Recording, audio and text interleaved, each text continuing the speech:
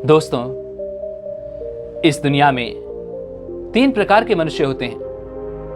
पहले वो जो अपना जीवन बहुत आसान तरीके से जीते हैं। वह कुछ अलग नहीं करना चाहते। वह तो बस नदी के बहाव की तरह बहते ही चले जाते हैं। अर्थात आपने देखा होगा कि हम में से अधिकांश लोग अपना जीवन ठीक वैसे ही जीते हैं जैसा कि हमें बचपन से सिखाया गया है, जैसा कि हम अपने आसपास लोगों को जीते हुए देख रहे हैं। ना तो हम किसी से कोई सवाल करते हैं और ना ही हमें किसी भी प्रश्न का कोई जवाब चाहिए। हमें अपने जीवन में कुछ नया नहीं करना, बस जैसे लोग जी रहे हैं हमें भी बस उस भीड़ का एक हिस्सा बनना है और उसी प्रकार हम अपना पूरा जीवन यूं ही व्यतीत कर देते हैं। और ऐसे अधिकांश तो लोग होते हैं जो अपना जीवन इसी प्रकार से जीते हैं। वहीं पर दूसरे प्रकार का मनुष्य हमेशा अपने आसपास की चीजों पर ध्यान देता है। वह ये देखता है कि लोग क्या कर रहे हैं और ऐसा क्यों है कि वे लोग उस कार्य को इसी प्रकार से कर रहे हैं। जब वह लोगों के कार्य को देखता है, जब लोग उसे कोई सलाह देते हैं, तो उसके मन में तरह तरह के सवाल उत्पन्न होते हैं और इन्हीं सवालों का जवाब जानने के लिए वह उन सब से प्रश्न भी करता है, ताकि वह उन सवालों के भीतर की गहराई को समझ सके, उन जवाबों को अच्छी तरह से समझ सके। और इसी कारणवश वह पुरानी मान्यताओं पर भी सवाल खड़े कर देते हैं। और ऐसा इसलिए क्योंकि वह थोड़े से जागरूक हैं। लेकिन इसका अर्थ यह नहीं कि वह अपना जीवन बहुत सही तरह से जी रहे हैं, बल्कि वह अपना पूरा जीवन इसी प्रकार केवल विरोध करते हुए ही बिता देते हैं। क्योंकि उनकी समझ के हिसाब से जो भी हो रहा है वो सही नहीं है, इसलिए वह अपने आसपास की घटनाओं पर ध्यान देते हैं। कौन क्या कर रहा है, क्यों कर रहा है और ऐसा क्यों है। ऐसे कई प्रकार के प्रश्न उनके मन में उठते रहते हैं। इसका अर्थ यह नहीं कि वह किसी के विरोध में खड़े हैं, बल्कि वह तो केवल अपने प्रश्न के उत्तर ही चाहते हैं। और इसी कारण वह अधिकांश लोगों की बातों को स्वीकार नहीं कर पाते। वह तो केवल उन बातों को ही मानते हैं जिसे उन्होंने खुद ही अनुभव किया हो। और इसी कारण ऐसा व्यक्ति भीतर की यात्रा की ओर अपना पहला कदम रखता है। और एक बार जब कोई व्यक्ति भीतर की यात्रा की ओर आगे की ओर बढ़ता है तो वह पीछे मुड़ के नहीं देखता। और तीसरे प्रकार का व्यक्ति जो जागरूक है, जिन्हें यह पता है कि समाज में क्या कुछ घट रहा है, और वह उसका विरोध नहीं करते, ना ही उसके प्रति कोई प्रतिक्रिया देते हैं। वह तो बस शांति से अपना जीवन जीते हैं, क्योंकि वो जानते हैं कि जो कुछ भी उनके भीतर घटित हो रहा है ठीक वैसा ही उनकी बाहरी दुनिया में भी घटित हो रहा है। वह इस बात से भली भांति परिचित होते हैं कि यदि उन्हें कुछ बदलना है तो उन्हें स्वयं को ही बदलना होगा। उन्हें सबसे पहले अपनी भीतर की इस दुनिया को बदलना होगा। इसलिए वह भीतर की यात्रा की ओर बढ़ते हैं। और एक बार जब वह भीतर की ओर मुड़ जाते हैं तो वह पीछे मुड़कर कभी नहीं देखते। वह तो बस लगातार आगे ही बढ़ते चले जाते हैं। और ऐसे व्यक्तियों को ना तो किसी प्रकार का कोई दुख परेशान कर पाता है और ना ही किसी प्रकार की कोई समस्याएं। वह तो शांति से मुस्कुराते हुए जीवन के हर एक लम्हे का आनंद लेते हैं, हर एक पल का आनंद उठा पाते हैं। चलिए इसे एक कहानी के माध्यम से समझते हैं। बहुत समय पहले की बात है। एक नगर में एक प्रसिद्ध गुरुवर अपना प्रवचन दे रहे थे। वे कह रहे थे कि हम सभी मनुष्य बाहरी जीवन तो जीते ही हैं, परंतु हमें भीतर का जीवन भी अवश्य जीना चाहिए। अर्थात हम बाहरी यात्रा तो हमेशा ही करते हैं, परंतु जब तक हम भीतर की यात्रा नहीं करते हमारा जीवन अधूरा ही रह जाता है। परंतु हम तो अपना पूरा जीवन केवल बाहर की ओर ही जीते रह जाते हैं। हम कभी भीतर की ओर मुड़ नहीं पाते, जबकि भीतर की यह यात्रा बाहर की इस यात्रा से कहीं ज्यादा अधिक महत्वपूर्ण है। परंतु हम मनुष्य कभी इसे समझ नहीं पाते और यही कारण है कि हम में से अधिकांश लोग अपना आधा अधूरा जीवन जीकर ही इस यात्रा को समाप्त कर देते हैं। ये अमूल्य जीवन हम खो बैठते हैं और फिर हमारे हाथों कुछ नहीं रह जाता। इतना कहकर उन गुरुवर ने अपना प्रवचन समाप्त किया और वापस अपने आश्रम लौट गए। उन गुरु का पीछा करते करते एक व्यक्ति भी उन गुरु के पास पहुंचा और फिर अपने दोनों हाथ जोड़कर वह उन गुरुवर से कहता है, हे गुरुवर, जैसा कि आपने कहा, हम मनुष्य केवल बाहर की यात्रा ही कर पाते हैं, जिस कारण हमारा जीवन अधूरा ही रह जाता है। परंतु मैं अधूरा नहीं रहना चाहता, मुझे भीतर की ओर मुड़ना है। मैं भीतर की यात्रा करना चाहता हूं। क्या इसके लिए आप मुझे कोई रास्ता दिखा सकते हैं? आप ही बताइए, मैं भीतर की ओर अपना पहला कदम कैसे रखूं? उस युवक की आवाज सुनकर वह गुरु मुस्कुराए और उन्होंने अपने थैली से एक छोटा सा लकड़ी का टुकड़ा निकाला और उसे उस युवक के हाथों में सौंपते हुए कहा, यह कोई साधारण लकड़ी का टुकड़ा नहीं है। इसका ध्यान रखना, इसकी सेवा करना, इसकी पूजा करना और करीब 2 महीने के भीतर भीतर तुम भीतर की ओर अवश्य ही निकल पड़ोगे। तुम भीतर की ओर अपना पहला कदम अवश्य ही रख दोगे। उस युवक ने उन गुरु की बात बिना कुछ कहे ही मान ली और वह उस लकड़ी के टुकड़े को लेकर अपने घर चला गया। उसने 2 महीनों तक उस लकड़ी की खूब सेवा की, उसकी पूजा की और उसका ध्यान रखा और देखते ही देखते पूरे 2 महीने बीत गए। परंतु अब तक वो ये समझ नहीं पा रहा था कि भीतर की ओर कैसे मुड़ा जाए, भीतर की ओर पहला कदम कैसे रखा जाए।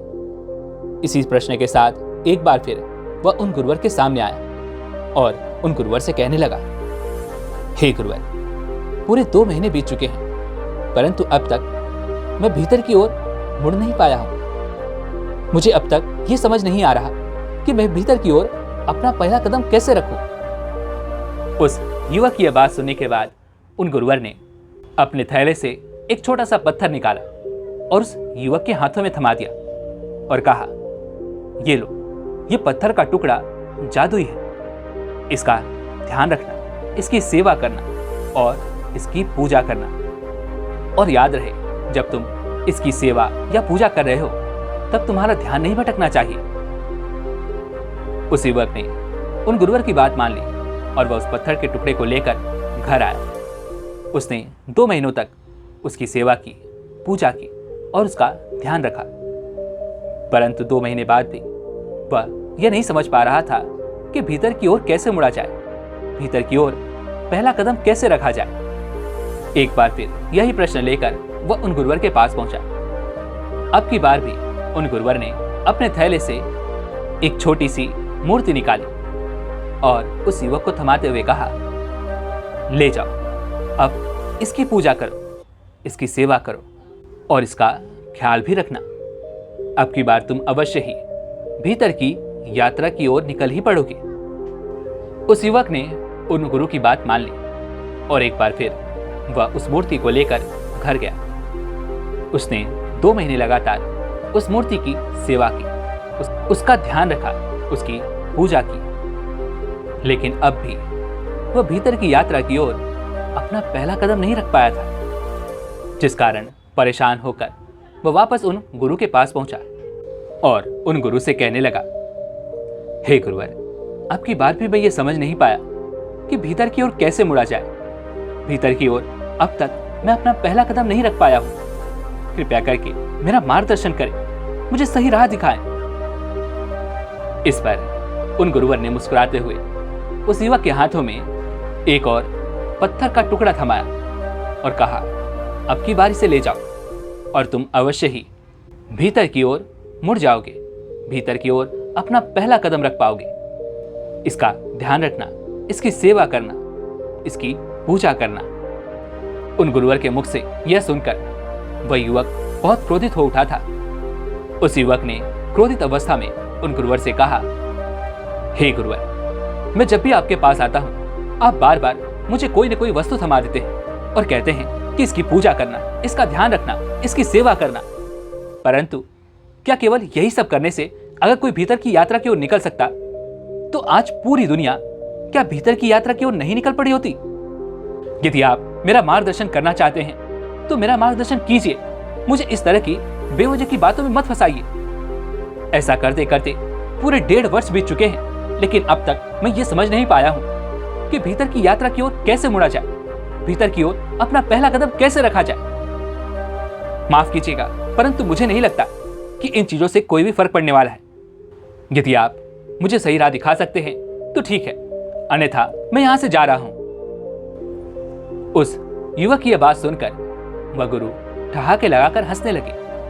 यह देख वह युवक थोड़ा सा अचरज में पड़ गया और फिर उन गुरुवर से कहता है, हे गुरुवर, मैंने ऐसा क्या कह दिया कि आप इतनी जोर जोर से ठहाके लगा के हंस रहे हैं। इस पर वह गुरुवर उस युवक से कहते हैं, अरे बेटा, जब मैंने तुझे पहली बार लकड़ी का टुकड़ा दिया था तब भी तो तू ये बात कह सकता था, तब तो तूने कुछ भी नहीं कहा। आखिर तूने इतना समय क्यों लगा दिया। उन गुरुवर की यह बात वह युवक समझ नहीं पा रहा था। तभी वह गुरुवर उस युवक को अपनी बात समझाते हुए कहते हैं, बेटा, जो व्यक्ति खुद से सवाल नहीं कर सकता, जो ये जानने का प्रयास तक नहीं करता कि कौन क्या कह रहा है, क्यों कह रहा है और उसके पीछे का क्या तात्पर्य है, तब तक वह भीतर की यात्रा की ओर कैसे मुड़ सकता है, वह भीतर की ओर अपना पहला कदम कैसे रख सकता है।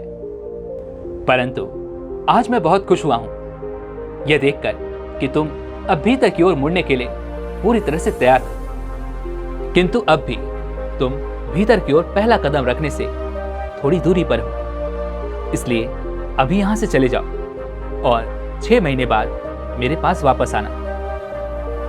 युवक चुपचाप वहां से चला गया और अब वह युवक हर चीज के पीछे सवाल उठाता था।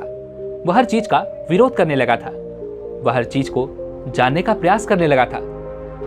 वह चाहे जहां भी रहे, अपने घर परिवार या फिर दोस्त मित्रों रिश्तेदारों, चाहे कहीं भी, वह कुछ कहे या न कहे, वह कुछ करे या न करे, वह हर जगह कुछ न कुछ सवाल अवश्य ही खड़े कर देता था। और इन्हीं सवालों के कारण लोग उसे अत्यधिक बुद्धिमान समझने लगे थे और उसे भी इस बात का गुरूर होने लगा था कि वह बहुत ज्ञानी हो चुका है, उसे तो सब कुछ पता है। देखते ही देखते अब उस युवक का हर जगह पर नाम हो चुका था। हर कोई ये जान चुका था कि यह बहुत ज्ञानी है और इसे हर चीज पता है। हर चीज के पीछे ये कोई ना कोई सवाल जरूर करता है। इसी कारण लोग उससे बात करने से भी कतराते थे। उन्हें लगता था कि यदि हम इससे कुछ पूछेंगे तो यह उस सवाल में भी कोई और सवाल खड़ा कर देगा और फिर उसका जवाब कोई न दे सकेगा। इसी प्रकार देखते देखते पूरे 6 महीने बीत चुके थे और वह युवक एक बार फिर उन गुरु के पास पहुंचा। उसे देखकर वह गुरु मुस्कुराए और उस युवक से कहा, बेटा, लगता है तुम इस बार भीतर की ओर यात्रा करने के लिए पूरी तरह से तैयार हो चुके हो। इस पर वह युवक अपने गुरूर में उन गुरुवर से कहता है, हे गुरुवर, भीतर की यात्रा पर निकलकर मैं क्या करूंगा। मैं तो पहले से ही बहुत ज्ञानी हूं, मुझे सब कुछ पता है। मेरे सामने कोई भी खड़े होने की हिम्मत तक नहीं करता। मैं जहां भी जाता हूं लोग मुझसे डरते हैं कि कहीं ये मुझसे कोई सवाल न कर बैठे। और आज मैं इसीलिए आपके पास आया हूं क्योंकि एक बार यदि मैंने आपको हरा दिया तो मेरा नाम चारों ओर फैल जाएगा। लोग मेरी जय जयकार करेंगे और मेरा सम्मान करेंगे। इतना कहकर वह युवक उन गुरुवर से प्रश्न करते हुए कहता है, हे गुरुवर, क्या आप मेरे एक सवाल का जवाब दे सकते हैं। इसके जवाब में वह गुरुवर मुस्कुराते हुए उस युवक से कहते हैं, पूछो, तुम क्या पूछना चाहते हो। इसके जवाब में वह युवक उन गुरुवर से कहता है, तो बताइए, क्या कण कण में ईश्वर है। इसके जवाब में उन गुरुवर ने उस युवक से कुछ भी न कहा। वह बस उस युवक के इस प्रश्न को सुनकर मुस्कुराते रहे। यह देख वह युवक बहुत प्रसन्न हुआ और उन गुरुवर से कहता है, हाँ, मुझे पता था कि आपको भी कुछ नहीं पता। आप बस ज्ञानी होने का ढोंग करते हैं और इसी कारण लोग आपका सम्मान भी करते हैं। परंतु आज के बाद आपका कोई सम्मान नहीं करने वाला। आज के बाद लोग मेरी जय जयकार करेंगे, मेरा सम्मान करेंगे। इस पर वह गुरुवर उस युवक से कहते हैं, चलो, मुझे तो नहीं पता कि कण कण में ईश्वर है या नहीं, परंतु तुम्हें तो पता होगा। तुम्हें इस प्रश्न का उत्तर क्यों नहीं दे देते? इसके जवाब में वह युवक उन गुरुवर से कहता है, हे गुरुवर, इस दुनिया में कहीं भी ईश्वर नहीं है। यदि होता तो हमें दिखाई तो अवश्य ही देता। अगर ईश्वर होता तो वह उन निर्दोष लोगों के साथ होने वाले उन अत्याचारों को अवश्य रोकता। उस युवक की बात सुनकर गुरु मुस्कुराते हुए उस युवक से कहते हैं, बेटा, ये सब छोड़, तुम मुझे बस इतना बता दो कि आखिर तुम कौन हो। इस पर वह युवक अपना परिचय देते हुए अपना नाम, पता, अपना जन्म स्थान, अपने माता पिता का नाम, अपने गांव का नाम, उसने कहां पढ़ाई की, वह सब कुछ उन गुरु को बता देता है। इस पर वह गुरुवर उस युवक से कहते हैं, बेटा, मैंने तुमसे ये नहीं पूछा कि तुम्हारा परिचय क्या है। मैंने तुमसे ये कहा कि तुम कौन हो, अर्थात जन्म से पहले और मृत्यु के बाद तुम कौन हो। तुम जन्म से पहले क्या थे और मृत्यु के बाद क्या हो जाओगे?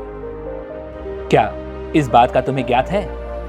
रही बात ईश्वर की, तो ईश्वर तो बहुत बड़ी बात है, परंतु केवल तुम मुझे अपने संबंध में ही बता दो। तुम्हें इतना तो पता होगा ही कि आखिर तुम कौन हो।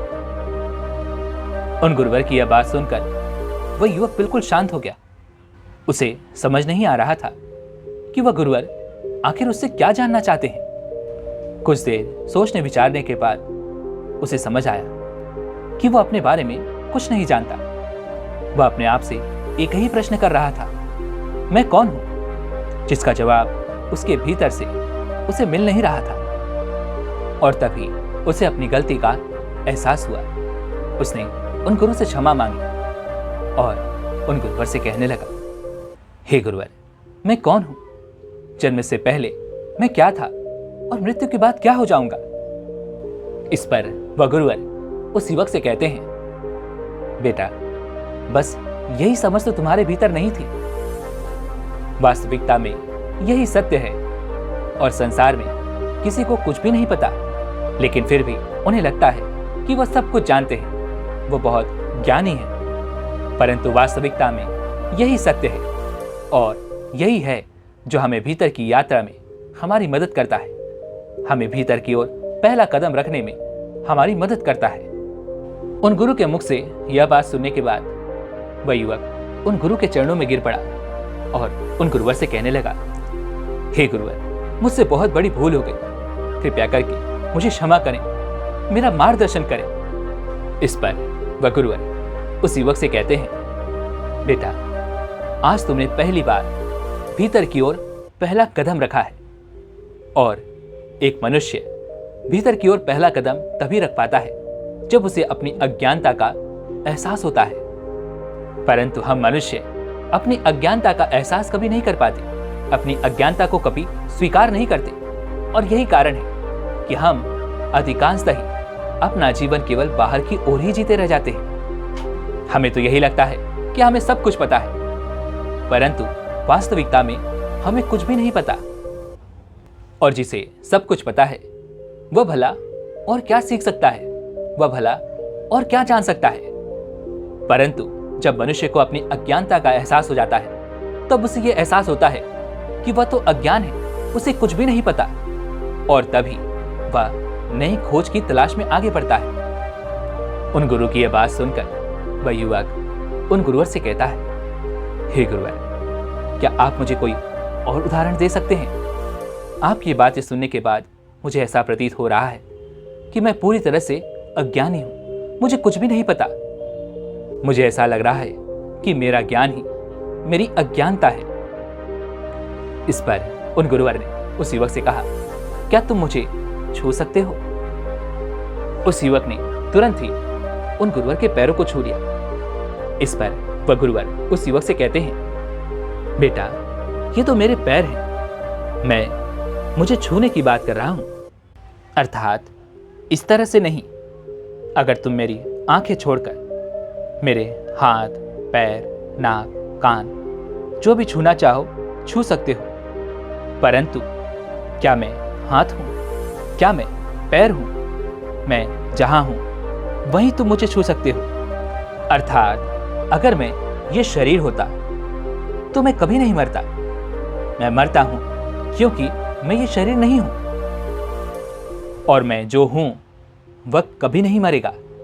इस बात को मैं तुम्हें कितना भी समझाने का प्रयास क्यों न कर लूं, परंतु यह बात तुम कभी समझ नहीं पाओगे जब तक कि तुम इसका अनुभव नहीं कर लेते, क्योंकि कुछ बातें केवल बातों से समझाई नहीं जा सकती, उनका अनुभव करना बहुत जरूरी होता है। और आज जबकि तुमने अपना पहला कदम भीतर की ओर रख दिया है, तो इसे यहीं पर मत रोको, बल्कि इस यात्रा को जारी रखो और तुम देखते ही देखते ये सारी बातें अच्छी तरह से समझ जाओगे। और ऐसा करने के लिए तुम्हें ध्यान का अभ्यास भी करना होगा, और ध्यान का अभ्यास करने के लिए तुम अपनी सांसों पर अपना ध्यान केंद्रित कर सकते हो, क्योंकि ध्यान ही वो मार्ग है जो तुम्हें भीतर की ओर यात्रा करने में तुम्हारा सहायक बनेगा, तुम्हारा मित्र बनेगा और तुम्हें सही राह में ले जाएगा, तुम्हें सही मंजिल तक पहुंचाएगा। और उसके बाद तुम यह भी जान सकोगे कि तुम कौन हो, और मृत्यु के बाद और जीवन से पहले तुम क्या थे और क्या हो जाओगे। इतना कहकर वह गुरुवर शांत हो गए और वह युवक अपने भीतर की यात्रा की ओर उन गुरु की शिक्षा के द्वारा आगे की ओर बढ़ने लगा।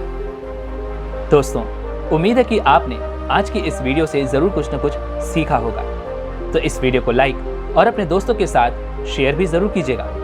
और हाँ, अगर आप हमारे चैनल पर नए हैं तो चैनल को सब्सक्राइब और घंटी बटन को जरूर दबा दीजिएगा।